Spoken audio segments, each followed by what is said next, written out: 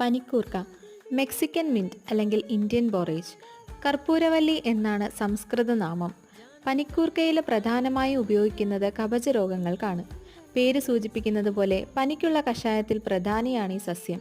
ശ്വാസകോശ സംബന്ധമായ രോഗങ്ങൾക്ക് പനിക്കൂർക്കയില വാട്ടിപ്പിഴിഞ്ഞ് നീരെടുത്ത് തേൻ ചേർത്ത് വേണ്ട വിധം കഴിക്കാം. വലിയ രാസ്നാദി കഷായം, പുളിലേഹ്യം, ഗോപീചന്ദനാദി ഗുളിക തുടങ്ങിയ മരുന്നുകളിലെ ചേരുവയാണ് പനിക്കൂർക്ക. അനേകം രോഗങ്ങൾക്ക് ഉപയോഗിക്കാമെന്നുള്ളതുകൊണ്ടാണ് ഇതിനെ സർവ്വരോഗശമനി എന്ന് വിളിക്കുന്നത്. കുട്ടികൾക്കുണ്ടാവുന്ന നീർക്കെട്ട്, ഗ്രഹണി, വയറുവേദന എന്നിവയ്ക്കൊക്കെ പനിക്കൂർക്ക ഫലപ്രദമാണ്.